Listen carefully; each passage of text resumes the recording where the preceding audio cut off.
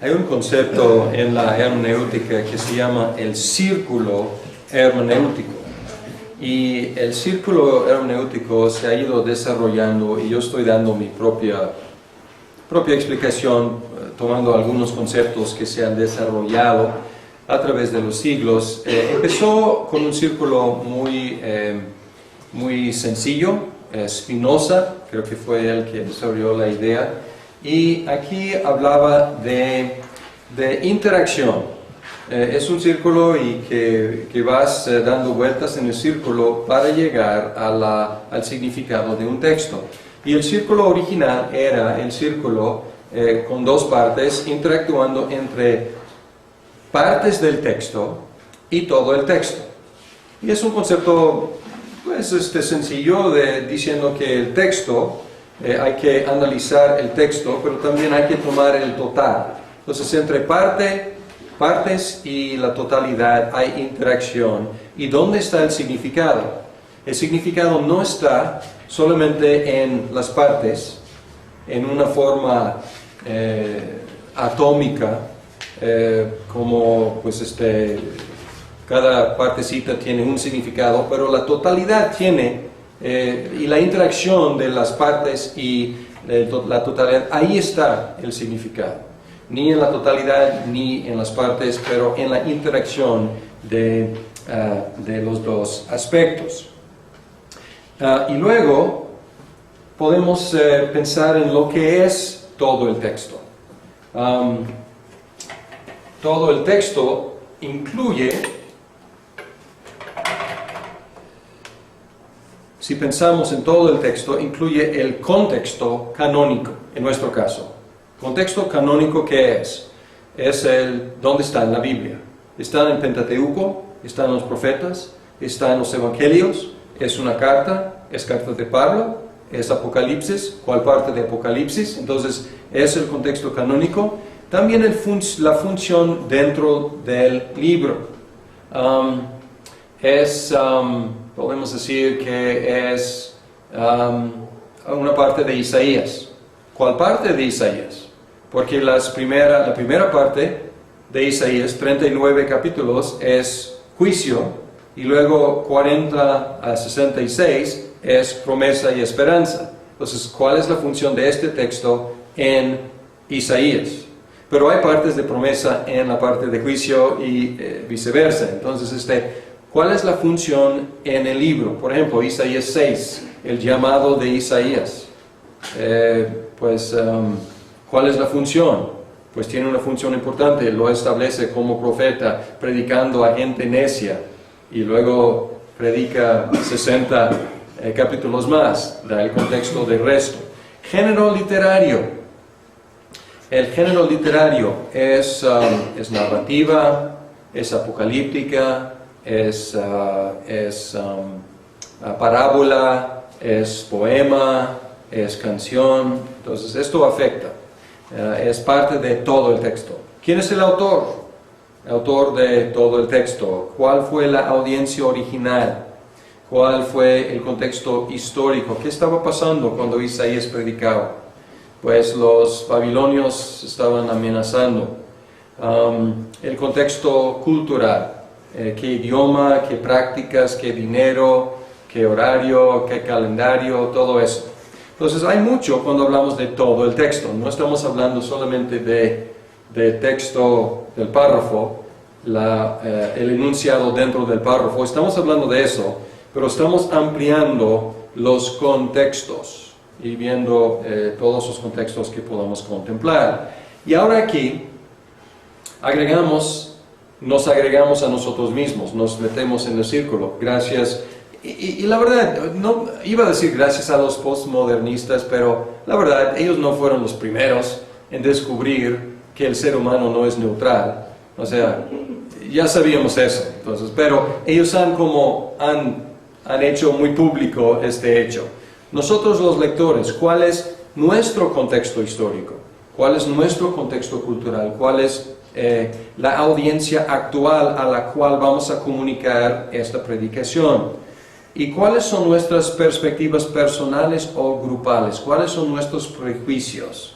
¿Cuáles son los valores de nuestro grupo racial, cultural, lingüístico, etcétera, etcétera? No es parte del texto, pero afecta cómo leemos el texto. Entonces, no sé, un ejemplo, ¿qué sería? A lo mejor alguien que es asiático lee el texto diferente a un europeo.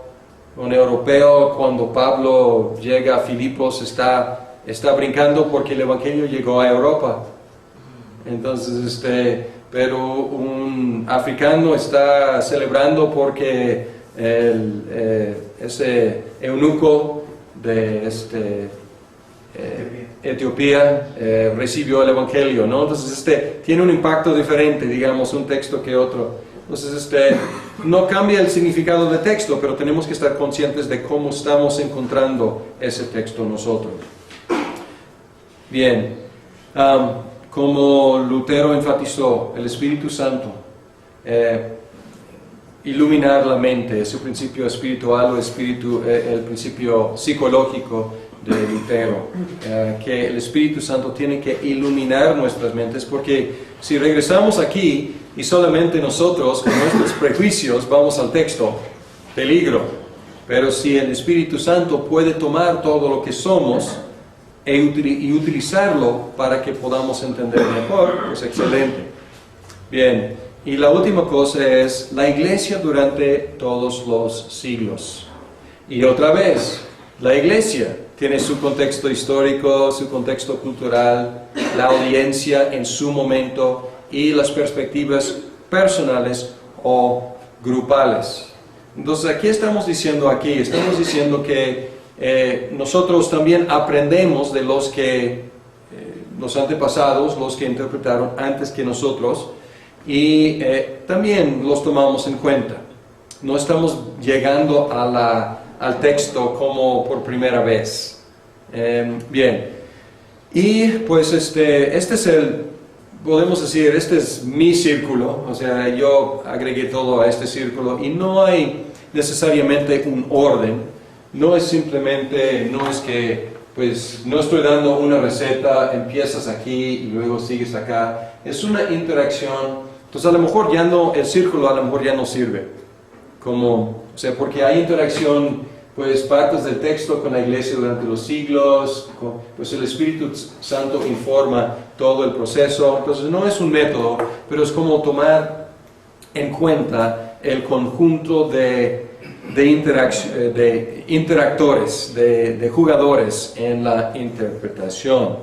Bien, el círculo de hermenéutica. Ahora vamos a hablar de algunos principios básicos. Durante el curso vamos a estar hablando de principios, pero vamos a hablar de algunos principios primordiales el día de hoy y vamos a terminar con estos principios. Sola la Biblia es infalible. ¿Por qué? Porque solamente la Biblia es palabra de Dios. Dios es infalible. Y por lo tanto su palabra es infalible. Y si decimos que solo la Biblia es infalible, estamos diciendo que la iglesia no es infalible. Estamos diciendo que nuestros teólogos favoritos no son infalibles. Y estamos diciendo que nosotros no somos infalibles. Solo la Biblia. Entonces, ¿qué requiere este hecho? Requiere humildad de nuestra parte. Humildad porque no debemos elevar las opiniones o las interpretaciones humanas al mismo nivel. Sin embargo, a la medida que las interpretaciones sean buenas y válidas y necesarias, son palabra de Dios. Entonces aquí hay una postura humilde, pero al mismo tiempo, a la medida que sean buenas interpretaciones, son autoritarias. O sea, tienen la autoridad de palabra de Dios. No por ser nuestra opinión, o de Calvino, o de fulano, sino porque realmente es el significado del texto. Segundo principio es que no somos ni los únicos, ni los primeros, ni los mejores intérpretes. Y aquí a veces nuestro principio de sola escritura de los protestantes no se entiende bien o no se practica bien, porque no estamos diciendo que la única herramienta que utilicemos es la Biblia. Estamos interpretando en comunidad con la iglesia. Por eso incluí en el círculo hermenéutico, incluí la iglesia durante todos los siglos. Estamos interpretando como parte de un cuerpo histórico. Y por eso nosotros recurrimos a los mejores intérpretes del pasado. Leemos los comentarios, leemos los sermones de los antepasados para ver qué decían ellos. Otra vez. ¿Por qué? Otra vez tenemos que ver contexto. Yo saqué el día de ayer dos comentarios de la carta de Pablo a los Gálatas. Saqué de Juan Crisóstomo, más o menos los años 400, y saqué Martín Lutero, los años 1500. Y yo empecé a ver y reflexionar cuál era el contexto de cada uno. Y el contexto de Crisóstomo, él estaba batallando con herejes, con arrianos, con marcionistas, y si sabemos de su historia, estaba en Constantinopla, a veces favorecido, a veces exiliado por los emperadores. Y luego pensando en Lutero, Lutero estaba combatiendo el legalismo y el tradicionalismo de la Iglesia Católica Romana medieval. Es otro contexto. Entonces los dos son buenos comentarios y hay que leerlos, pero podemos ver lo que decía un buen expositor en su momento y en su contexto. Bien. Un principio primordial también es la Biblia interpreta la Biblia. Es la herramienta mayor para interpretar. Si solo la Biblia es infalible, entonces el intérprete infalible de la Biblia es la Biblia. El catecismo, o más bien la Confesión de Fe de Westminster, en su primer capítulo, 9º párrafo, tiene este principio hermenéutica o hermenéutico. Dice: la regla infalible para interpretar la Biblia es la Biblia misma, y por tanto, cuando hay dificultad respecto al sentido verdadero y pleno de un pasaje cualquiera, cuyo significado es múltiple, no es múltiple, sino uno solo, este se debe buscar y establecer por otros pasajes que hablan con más claridad del asunto. Pues aquí, este párrafo de Westminster es su párrafo hermenéutico. Hay otros que tienen que ver, pero aquí se declara muy abiertamente cómo debemos practicar la hermenéutica. ¿Y qué dice? Usar textos más claros para interpretar textos menos claros. Y muchas veces la interpretación herética, la interpretación idiosincrásica, la interpretación individualista, la interpretación novedosa, muchas veces empieza con un texto menos claro. Y lo que hace es que da una interpretación a ese texto, y a lo mejor es una interpretación posible de ese texto, aislado, posible. Pero a la luz de textos más claros es una interpretación imposible.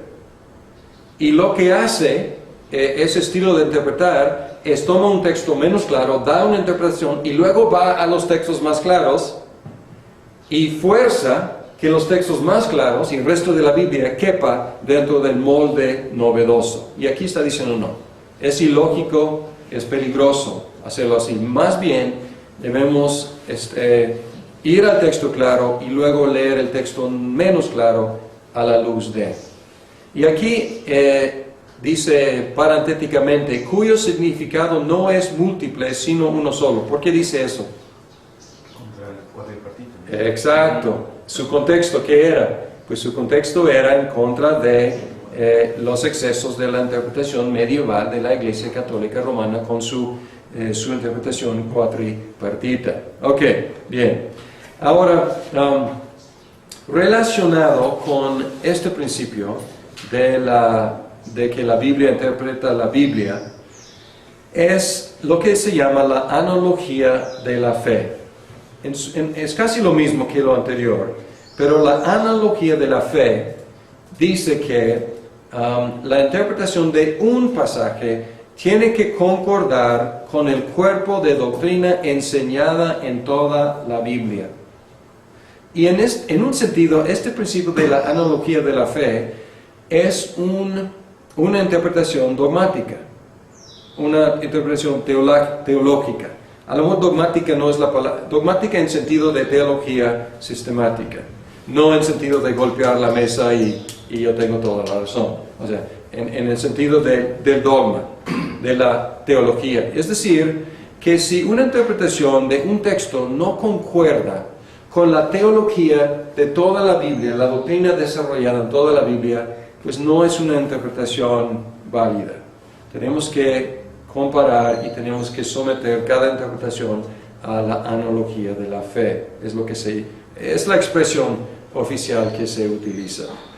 Y lo que se presupone aquí, se presupone una unidad de mensaje en toda la Biblia, la cual a la vez presupone un autor divino detrás de toda la Biblia. Sin estas presuposiciones, la analogía de la fe no funciona. Y por lo tanto, los críticos modernos que no tenían confianza en la inspiración de la Biblia, pues podrían interpretar la Biblia en muchas formas contradictorias y podían contraponer una parte a otra parte. Al mismo tiempo, es importante reconocer la progresión histórica de la Biblia y la revelación progresiva en la Biblia para aplicar la analogía de la fe, para no forzar que los textos anteriores hablen con la misma claridad que los textos posteriores. Por ejemplo, hay apariencias del ángel del Señor en el Antiguo Testamento, en el tiempo de los patriarcas. El ángel del Señor aparece y a veces parece que es un ángel, a veces parece que es un hombre, a veces que parece que es Dios mismo. ¿Quién es? Pues es misterioso, no sabemos exactamente quién es, pero ya vemos que en el Nuevo Testamento Dios se revela, se manifiesta como Jesucristo, Dios encarnado. Y algunos intérpretes luego quieren tomar la exactitud del Nuevo Testamento, de la encarnación, y forzar que esas manifestaciones en el Antiguo Testamento tengan la misma claridad y decir, fue Jesucristo. ¿Puede ser? No sé, o sea, puede ser, no es imposible. Sin embargo, pues a lo mejor es fuera de orden, porque Jesucristo fue revelado en la carne en el primer siglo. Entonces, no debemos forzar, por eso debemos reconocer que la Biblia va aclarándose y no forzar que haya tanta claridad antes cuando llegó la claridad después. Sí, David, ¿ibas a decir algo? ¿Es lo que llaman teofanías?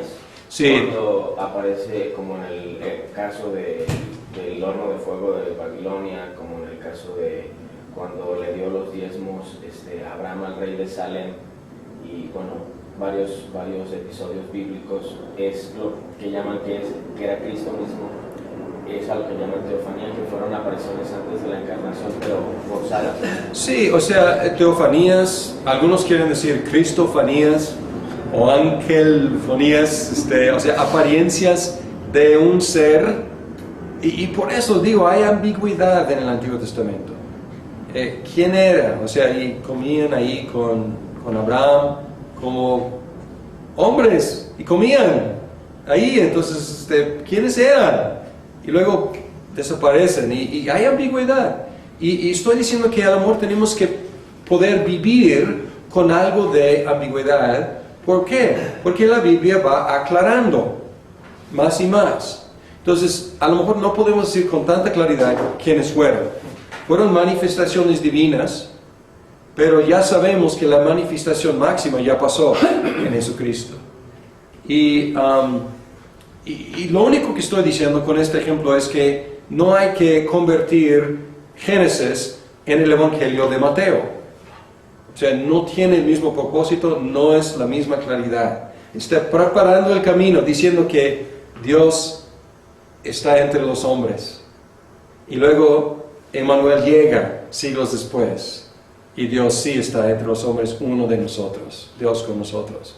Pero estoy diciendo que la analogía de la fe, claro, debemos interpretar las teofanías a la luz de la encarnación. Está perfecto. Muy bien. Pero no debemos forzar que toda la Biblia sea plana. La Biblia se va abriendo y revelándose. Bien. Y otro principio, el contexto es primordial. Y este principio tiene muchas implicaciones, pero van a escuchar contexto, contexto, contexto, contexto. Hay un dicho, pues sencillo, pero tiene su chiste. Un texto sin su contexto es un pretexto. ¿Okay? Entonces hay que ver el contexto siempre. Y vamos a estar hablando de contextos. Y a lo mejor debemos decir aquí, los contextos son primordiales. Si una interpretación era imposible en su contexto original, todavía es imposible. Es una manifestación o una aplicación de este principio de que el contexto es primordial. Y esto es un chequeo de una interpretación. Si esta interpretación era imposible en el contexto original, pues es imposible. Entonces debemos buscar otra interpretación. No estamos restringidos. Voy a plantear la idea ahora. En 8 días varias semanas vamos a estar desarrollando esta idea, pero voy a plantearla ahora. No estamos restringidos a lo que el autor original pudo contemplar, porque la historia de la redención es progresiva y revela verdades más amplias cada vez. Entonces, nosotros entendemos el Evangelio mejor que Abraham. Y no estamos, al leer Génesis, no estamos restringidos a lo que Abraham pudiera haber entendido. Sin embargo, si el autor original pudiera ver el resto de la historia de la redención, si él tuviera la misma ventaja que nosotros tenemos, debería poder reconocer nuestra interpretación como legítima. Un ejemplo: Abraham creyó a Dios y le fue contada por justicia. ¿Y qué entendió Abraham? Pues Abraham entendió que él creyó la promesa de que iba a tener un hijo de la promesa, y Dios lo aceptó. Perfecto. Y luego llegamos a Romanos, y Pablo cita eso como demostrando la justificación no es por la ley, sino por la fe en Jesucristo. Ahora, ¿qué sabía Abraham de la ley? La ley era 400 años después. No sabía nada de la ley. Sin embargo, si Abraham pudiera ver el resto de la historia y se llegara a ese texto en Romanos, diría: wow, esto es lo que pasó conmigo. Creí y fui aceptado como justo delante de Dios. Sin embargo, ya veo en el contexto que es mucho más que yo había contemplado. No es diferente, pero es más amplio. La manifestación es más amplia. Entonces, no estamos restringidos a lo que hubieran podido entender, pero nuestra interpretación debe ser algo reconocible para ellos, tomando en cuenta el resto de la historia. Último principio: debemos interpretar con dependencia del Espíritu Santo para la edificación del pueblo de Dios y para la gloria de Dios. Y aquí estamos llegando, realmente son dos principios. Uno es dependencia y otro es propósito. ¿En quién dependemos para llegar a a la interpretación buena y necesaria, dependemos del Espíritu Santo. Por eso la interpretación es acompañada con la fe y con también la oración, pidiendo que Dios nos ilumine. ¿Y para qué? Para la edificación del pueblo y para la gloria de Dios. Y podríamos contrastar estos propósitos con otros propósitos egoístas para lucir como intérprete, como para demostrar qué tan picudo soy, para demostrar un entendimiento novedoso, para que la gente esté impresionada, para poder tener un renombre. O sea, hay muchos propósitos bajos, viles, egoístas, que no tienen que ver con eso, y hay que tener mucho cuidado con nuestras propias personas y nuestras motivaciones. ¿Para qué? ¿Para qué este curso? ¿Para qué este seminario? ¿Para qué todos los cursos aquí? Para que el pueblo de Dios sea edificado en la verdad y para que Dios sea glorificado en y por medio de su pueblo. 2000 años de tener la Biblia, que en un futuro próximo surja alguien que dé una interpretación diferente, complementaria, más amplia, porque es algo cerrado en el que, si la Biblia se cerró hace 100 años, o sea, todo el material que tiene, es factible eso, porque muchas veces es el problema de la interpretación, Sí. pero hasta dónde va a llegar esa interpretación, ¿es indefinida? Sí, la cosa es muy buena pregunta, Pedro. La pregunta es si puede haber una interpretación novedosa y legítima. Y que esté acorde con todo. Exacto. Y tendríamos que decir que sí. Tendríamos que decir que sí. Y podemos pensar en la misma historia de la iglesia hasta ahora. Y podemos decir que así ha sido. Nuestro entendimiento de la Biblia ha crecido. Y al principio creció más rápidamente, los primeros concilios.